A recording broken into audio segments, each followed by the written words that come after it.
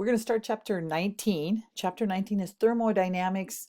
Thermal meaning heat, the dynamics of heat in an equation, okay, in a reaction. So the first law of thermodynamics probably sounds familiar. Energy cannot be created or destroyed.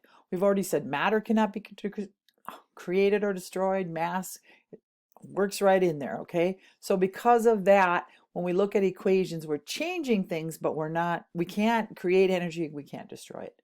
Okay, so therefore, the total energy of a universe is constant.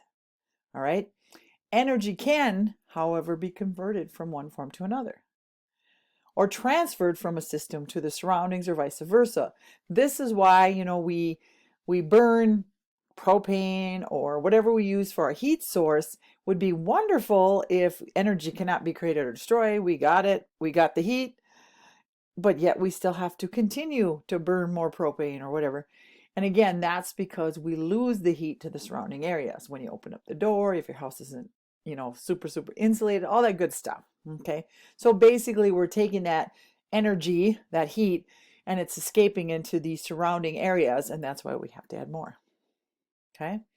So there's two things that we're going to look at a lot when we talk about thermodynamics. One is called enthalpy and one is called entropy. Okay, entropy, which they use an H to represent, is the energy or the heat absorbed by a system during a constant pressure process. So it's kind of nice that entropy is an H because it really deals with the heat. Okay, so entropy is the heat that is absorbed by a system.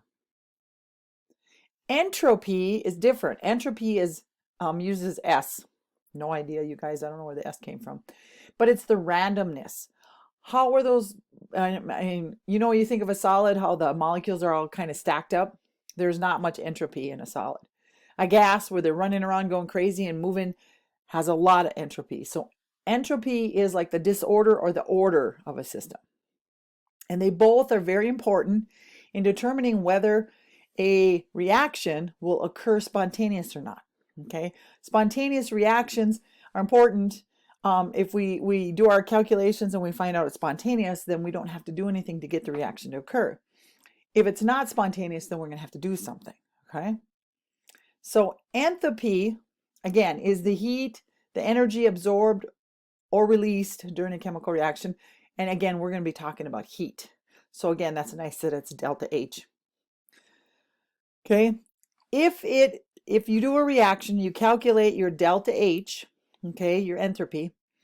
What will happen when you write it out? Okay, so if it's a negative, you'll have the reactants plus the products. So you'll have what you start with, what you end with, plus heat. That's a negative delta H. Okay, in other words, one of its products is heat.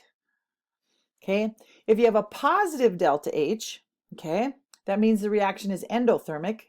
Okay, so the system absorbs energy, and the reactant will have heat. So when you write it out, it'll be reactants plus heat yields your products. Okay, so again, if heat is listed as a product, then you know it's negative. If heat is listed as a reactant, then you know it's positive. And positive delta H's are endothermic, negative delta H's are exothermic. Okay, so how do you find delta H? Okay, the equation to calculate the enthalpy change for a reaction, first of all, there's a chart, and it gives you all the enthalpies of a bunch of different substances. Okay, it'll have them listed in this chart, so you just have to look them up. Okay, but really you take the products minus the reactants. You notice there's kind of theme with that. When we did reactant constants, we always did products over reactants. When we did equilibrium, products over reactants. Same deal with this guy, products minus reactants. The standard enthalpies then for compounds, for elements, whatever, they've already been calculated and they're in a table. And after this, I will have that table so you can download it. That's one you should have printed out for you because you need to look up a lot of stuff on it. And it will be, again, on this page, I'll have it there so you can download it. Okay, and this is what it looks like. This is kind of blurry and stuff, and this is only a few of them. But the first column is delta H. This is enthalpies. Or I guess it's not delta, it's just H. This is entropies right here, and then this is another thing we call Gibbs, free energy. But you'll look up these columns and you'll use those numbers in your equations. So again, you don't have to calculate their numbers, just the changes, and that's what you'd use these numbers for. Okay, so here's a little practice finding delta H. Okay, and again, remember it's the products minus the reactants. So I got this equation.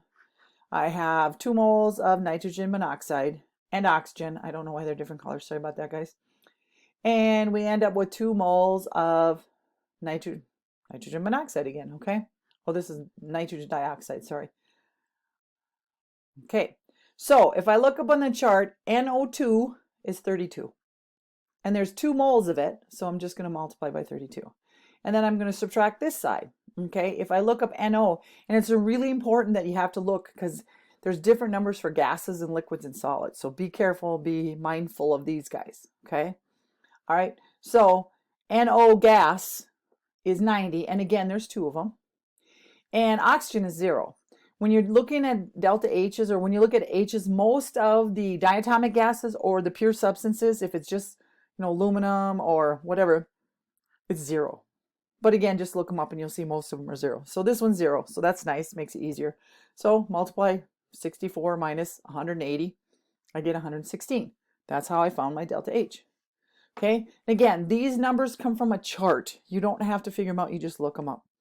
And I will have that chart for you. It'll be on this page as well. Okay, here's another one. We got nitrogen gas, hydrogen gas produces ammonia.